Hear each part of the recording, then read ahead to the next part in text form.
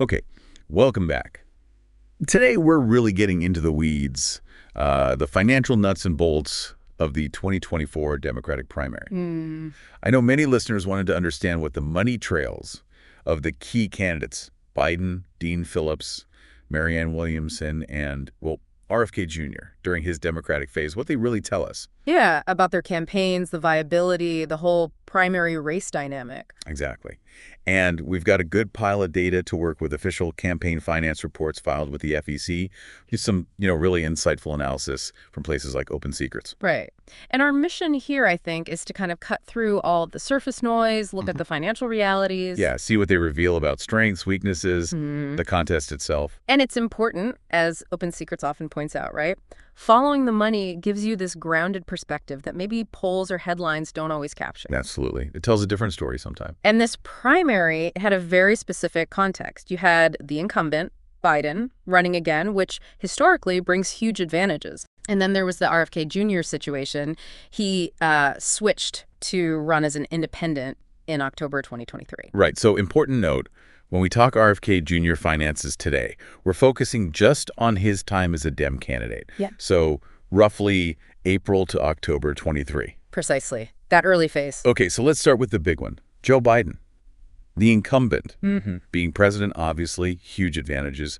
Name recognition, party backing, existing infrastructure. It's all there already. Right. Now, financially, it's actually a bit tricky to isolate just the primary spending from the massive war chest being built for the general election. Yeah, the lines get blurred, especially with an incumbent. His total receipts for the whole 2023-2024 cycle, a staggering $1.187 billion. Which is massive. Whoa. Pinning down the pure primary portion is tough, but estimates suggest that by late March 2024, after he'd basically locked up the nomination. He'd already pulled in well over $100 million, likely much more, just during that competitive phase. Yeah, and even earlier, like January 2024, he already had a big cash-on-hand lead over Trump, $56 million versus $30 million for Trump's main committee.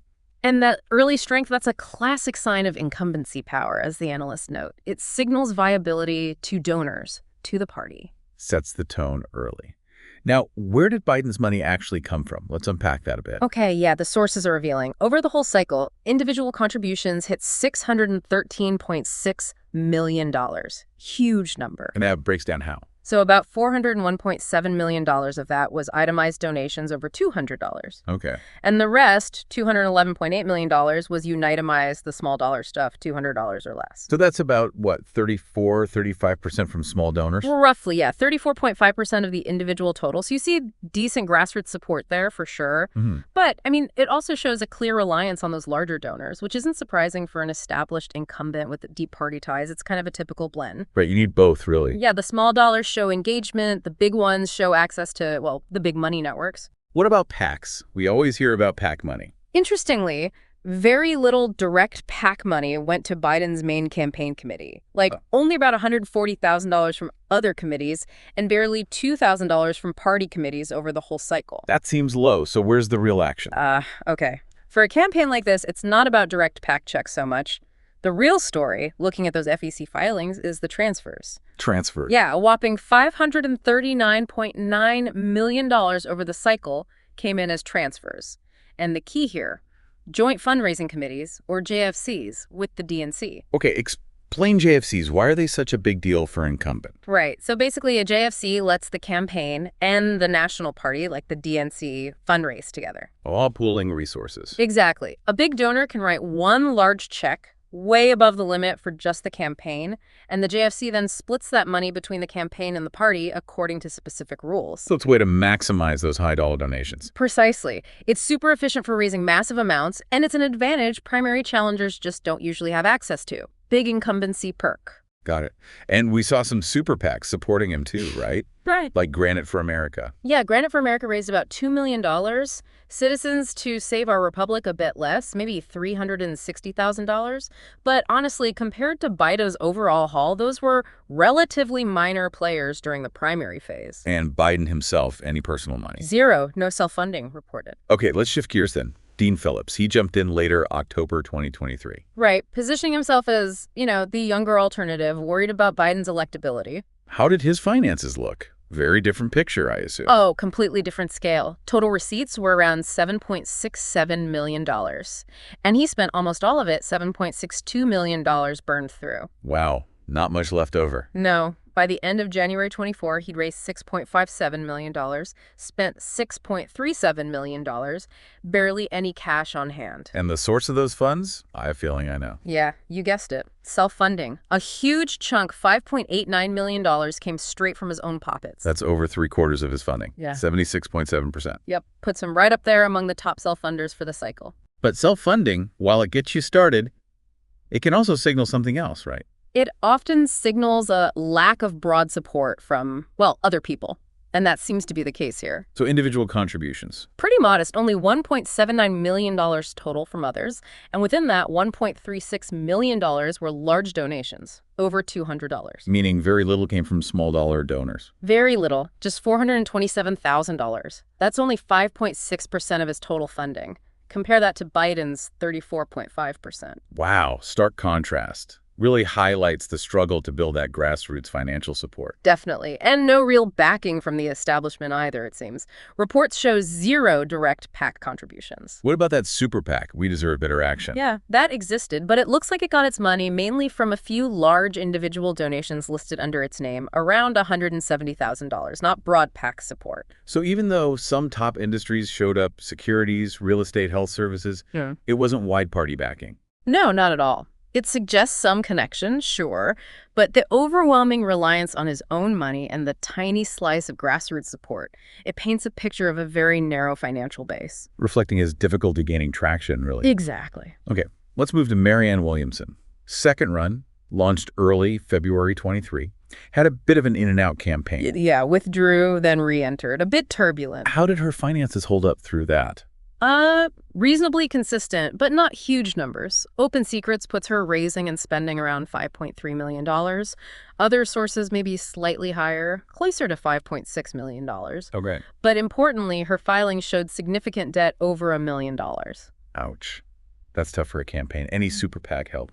There was one, We the People 2024, but it raised next to nothing, like $7,200, negligible. So a pretty lean operation overall. Where did her funding actually come from? Did she self-fund too? She did put in a notable amount of her own money, yeah. $1.06 million, about 19% of her total. Okay, less than Phillips, but still significant. What about donors? Here's where it's interesting. She actually did okay with small dollar donors. About $2.01 million came from contributions under $200. That's 36.4% of her total. That's comparable to Biden's percentage. Surprisingly, yes. It shows she did tap into some grassroots energy. But was it enough? Where did the rest come from? Well, large individual contributions were still her biggest single source, $2.30 million, or about 41.6%. So a real mix for Williamson. Some grassroots appeal, comparable to Biden's share even. Right.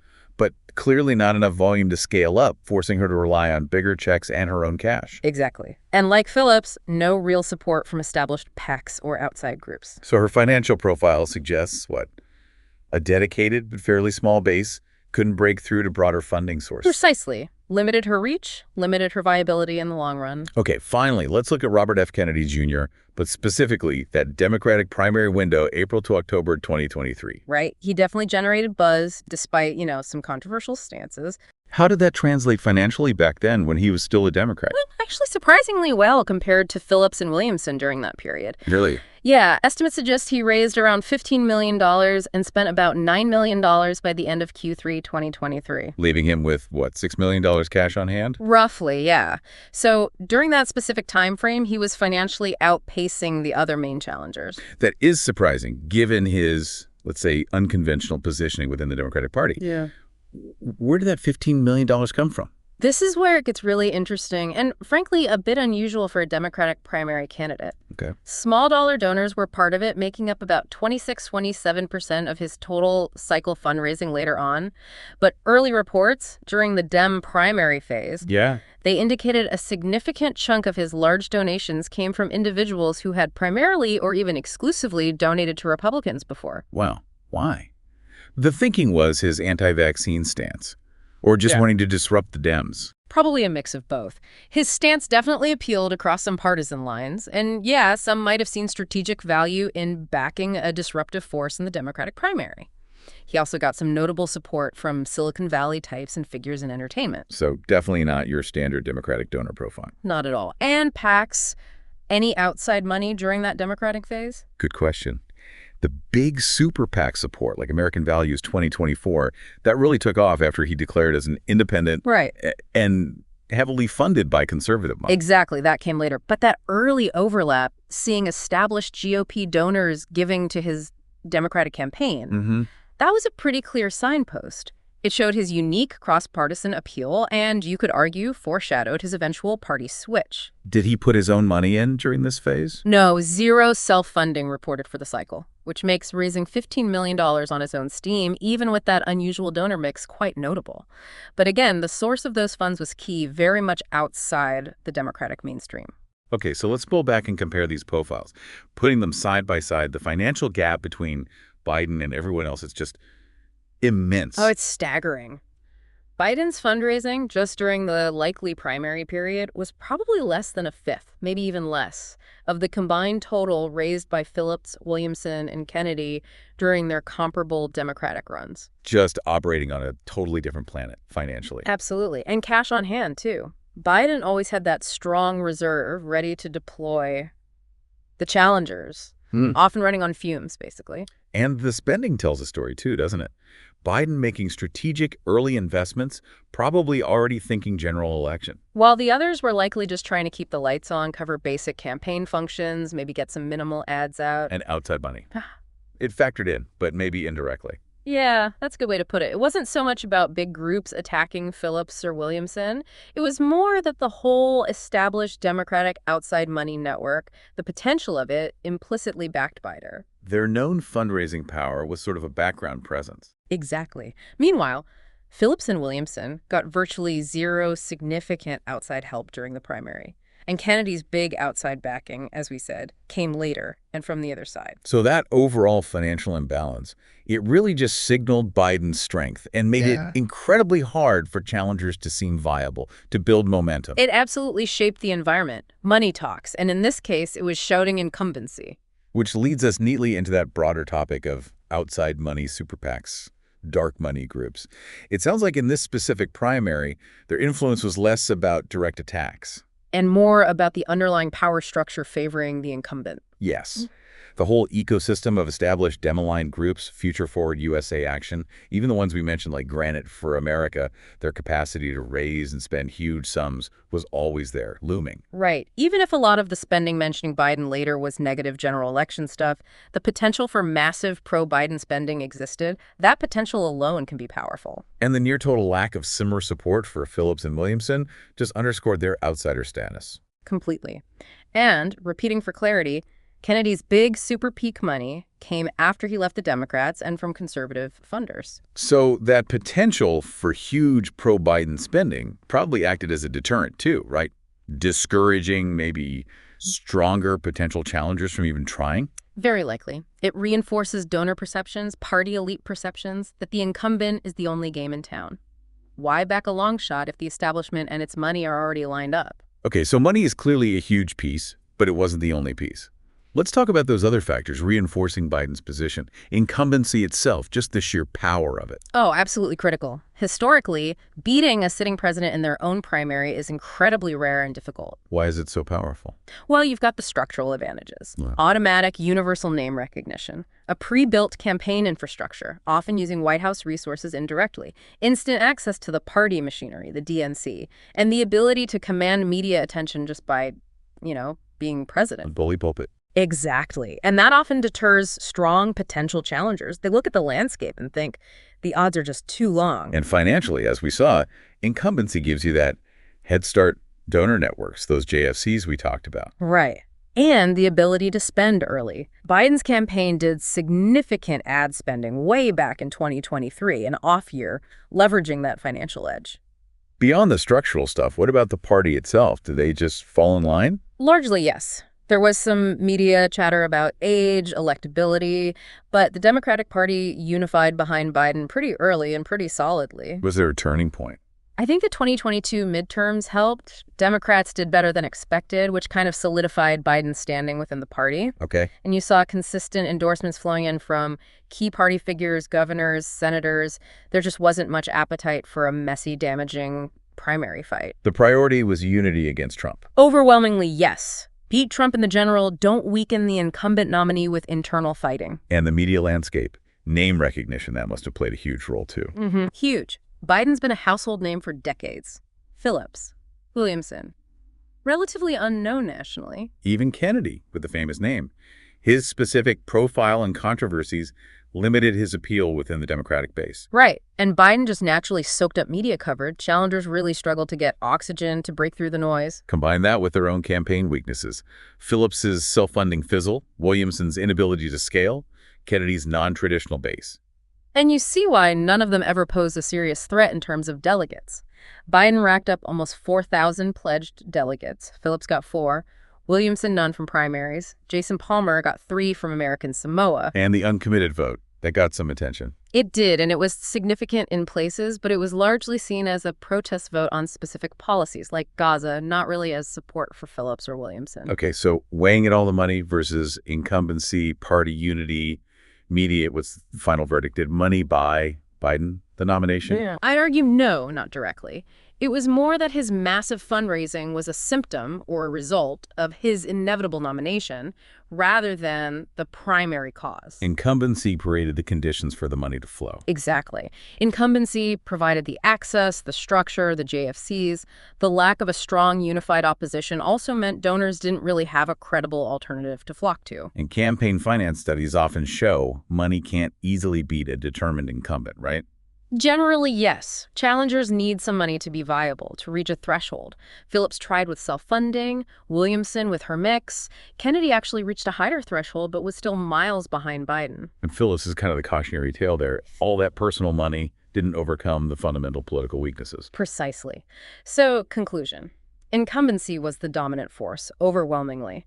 The financial advantage was a massive tool enabled by that incumbency and a reflection of his political strength, not the sole driver. So the 2024 Democratic primary, financially speaking, really just shows how money dynamics often reinforce the existing political reality, especially with a strong incumbent. Yeah, and it led to a very short, relatively uncompetitive primary season, historically speaking. So summing it all up then, while money is always crucial in presidential politics, in this specific case incumbent president, relatively weak challengers, the power of incumbency itself, coupled with party dynamics, really outweighed the direct impact of those financial gaps we saw. Well put. The money matters, but it operates within that broader, often more powerful political context. Right. So thinking about all this, it leaves you with some interesting questions, doesn't it? Like, what does this tell us about future primary challenges against sitting presidents? Is it getting even harder? And what about the role of grassroots versus high-dollar donors in these specific scenarios? Does the Phillips self-funding model or Kennedy's reliance on non-traditional donors during his Dem phase show any kind of viable path for outsiders? Or are they just anomalies? Yeah, definitely food for thought. What pathways even exist outside the established structures? It's something to mull over. Yeah. And of course, for anyone wanting to dig even deeper, the FEC filings, open secrets data, it's all out there for a more granular look. Absolutely. And it's maybe worth a final footnote. Politics is never totally predictable. Even after this seemingly settled primary, there were those later reports suggesting Biden himself might have considered withdrawing after winning the nomination. Right, which could have thrown everything into chaos again. Exactly. It just shows how things can shift, even when the primary finances seem to tell a pretty clear story about inevitability. Always more going on beneath the surface. Always. Well, thanks for taking this deep dive with us today. We'll see you next time.